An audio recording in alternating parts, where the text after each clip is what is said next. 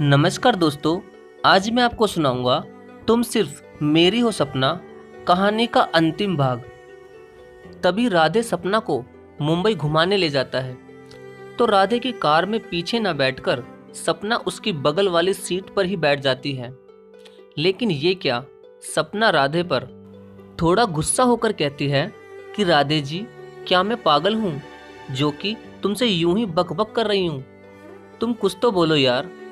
ये सुनते ही राधे कहता है कि सपना, तुम्हें क्या हो गया? क्या मैंने सही सुना कि तुमने मुझे यार कहकर पुकारा? तो सपना थोड़ा सा अटकते हुए बोली कि नहीं नहीं, मैं तुम्हें यार क्यों बोलूंगी। तभी सपना अपने मन से बात करती हुई बोलती है, अरे सपना, ये तो बहुत ही बोरिंग है। लगता है आज तो तू पूरी ही बोर हो जाएगी। हे भगवान, प्लीज कुछ करो। तभी राधे कहता है, अब इसमें भगवान कहाँ से बीच में आ गया? ये कहकर राधे थोड़ा मुस्कुरा देता है। तो सपना ने पूछा, क्या तुमने कुछ सुना क्या? तो राधे ने कहा कि तुम अगर अपने मन में भी इतना जोर से बोलोगी तो कोई भी सुन लेगा।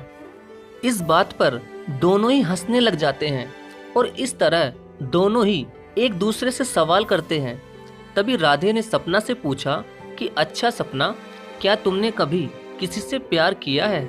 तो सपना ने कहा कि हाँ राधे जी, मैं अपने माता पिता से बहुत प्यार करती हूँ और हमेशा करती रहूँगी।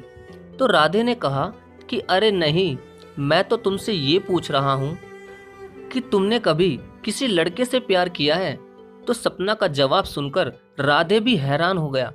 सपना ने कहा कि राधे जी, अगर आज तक मेरे मन में किसी भी लड़के के लिए थोड़ी सी भी इज्जत या सम्मान है तो वो आप है राधे जी। क्योंकि आज मैं सुरक्षित हूँ तो वो हूँ आपकी ही वजह से। अगर आपने उस दिन मुझे उस लड़के से बचाया ना होता तो शायद आज मैं पता नहीं कहाँ होती, या ना जाने वो लड़का मेरे साथ क्या करता। लेकिन आपने तो मुझे उससे बचाया भी और अपने घर में मुझे रहने की जगह भी दी। इसलिए मेरे लिए तो आप ही मेरे भगवान हैं। इतना कहकर सपना चुप हो जाती है।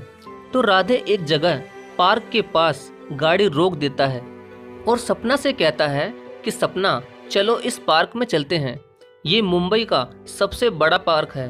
तो सपना खुश होकर गाड़ी से उतर जाती है और दोनों ही उस पार्क में चले जाते हैं। लेकिन ये क्या, वहाँ तो चारों तरफ सिर्फ कपल्स ही बैठे हुए थे। तो सपना ने मुस्कुराते हुए राधे जी से पूछा कि राधे जी, ये आप मुझे कहाँ लेकर आ गए?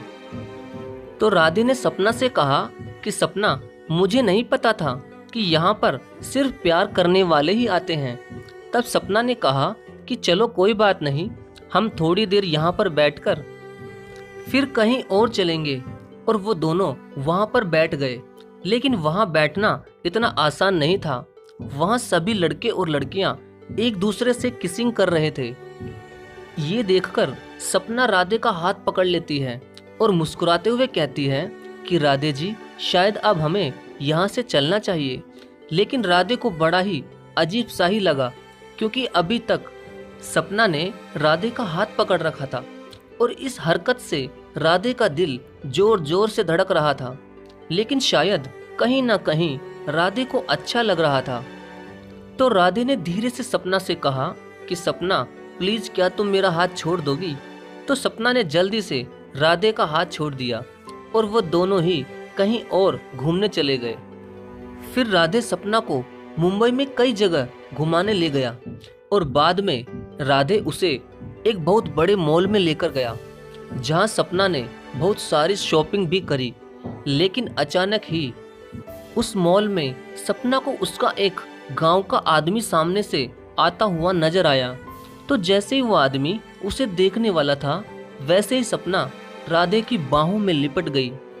तो राधे एकदम सन्न रह गया और सपना से पूछा कि सपना, ये तुम क्या कर रही हो? तो सपना ने धीरे से कहा कि राधे जी, मुझसे ऐसे ही चिपके रहिए, क्योंकि मेरे पीछे से मेरे गांव का एक आदमी आ रहा है और वो आदमी बहुत ही खतरनाक है। तभी राधे ने कहा कि तुम डरो मत सपना, मैं हूं ना, मेरे होते हुए कोई तुम्हें टच भी नहीं कर सकता। तो सपना ने कहा कि नहीं राधे जी, आपने वैसे ही मेरे लिए इतना कुछ किया है और मैं आपको और परेशान नहीं कर सकती, तो आप चुपचाप मुझसे चिपके रहिए। तभी थोड़ी देर में वो आदमी वहां से चला जाता है और सपना राधे से दूर हो जाती है। लेकिन राधे को न जाने क्या हो गया था, वो तो जैसे सपना की बाहों से निकलना ही नहीं चाहता था। तभी राधे और सपना बाहर आ जाते हैं और सपना को आइसक्रीम वाला नजर आ जाता है, तो वो अचानक ही चिल्ला पड़ती है।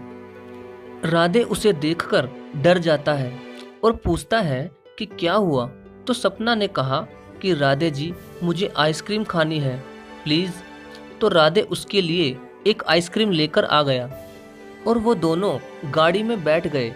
तभी राधे ने सपना को आइसक्रीम दे दी और गाड़ी को स्टार्ट कर दी। तो सपना ने कहा कि आप एक ही आइसक्रीम क्यों लाए हैं। तो राधे ने कहा कि नहीं, मैं आइसक्रीम नहीं खाता। तभी सपना ने कहा कि आप नहीं खाएंगे तो मैं भी नहीं खाऊंगी। तो राधे ने फिर से कहा, तुम खा लो सपना, मैं नहीं खा पाऊंगा। लेकिन सपना ने तो जबरदस्ती ही राधे के मुंह में आइसक्रीम डाल दी। लेकिन इस बात पर राधे को बहुत बुरा लगा और उसने आइसक्रीम पकड़कर बाहर फेंक दी। तो सपना रोने लग गई। तभी राधे ने गाड़ी चलाई और गाड़ी को समुद्र के पास ले गया और फिर वो बाहर निकलकर वहीं पानी की लहरों के पास ही बैठ गया। तो सपना भी उसके पास आ गई और उसने उसके कंधे पर हाथ रखकर कहा कि मुझे माफ़ कर दो राधे जी, लेकिन जब आपकी प्रेमिका ने आपको इतना बड़ा धोखा दे दिया तो आप उसे भूल क्यों नहीं जाते। आप तो इतने अच्छे हैं, आपको तो कोई भी अच्छी लड़की मिल जाएगी। तभी राधे खड़ा हो जाता है और अपने आंसुओं को पोंछते हुए सपना से गुस्से में ये कहता है कि मुझे किसी भी लड़की से प्यार नहीं करना, हर लड़की सिर्फ पैसों पर ही मरती है। तो सपना ने कहा कि राधे जी, आपने तो हर लड़की को एक ही तराजू में तोल दिया, इसका मतलब आप मुझे भी ऐसी ही लड़की समझते होंगे, लेकिन इसमें आपकी कोई भी गलती नहीं है। सारी गलती आपकी प्रेमिका की है, जिसकी गलती की वजह से आपने हर लड़की को एक जैसा ही समझ लिया।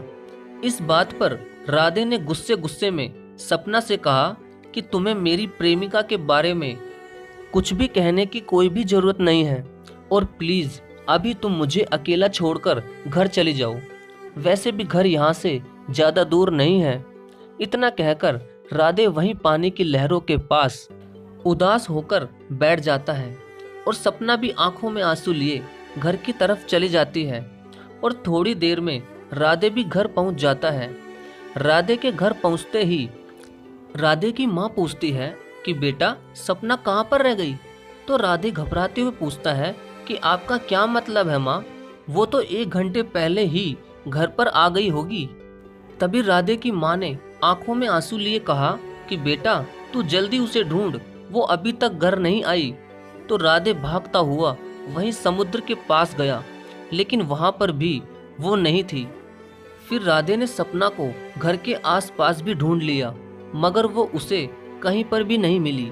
अब राधे बहुत ही दुखी हो रहा था और खाली हाथ ही वो घर चला गया। घर पर पहुंचते ही राधे अपनी माँ के आगे रोने लग गया और रोते हुए कहा कि माँ, सपना कहीं नहीं मिली और ये सब मेरी ही वजह से हुआ है। तेरी वजह से? वो कैसे? तो राधे सपना और उसके बीच हुई सारी बात बता देता है और साथ में ये भी कहता है कि माँ, न जाने मुझे सपना से कब प्यार हो गया और आज वो भी मुझे छोड़कर चली गई। मेरा नसीब ही खराब है माँ, मैंने तो बस थोड़ा गुस्से में सपना को उल्टा सीधा कह दिया था। मुझे क्या पता था कि इतनी सी बात पर वो मुझे छोड़कर चली जाएगी।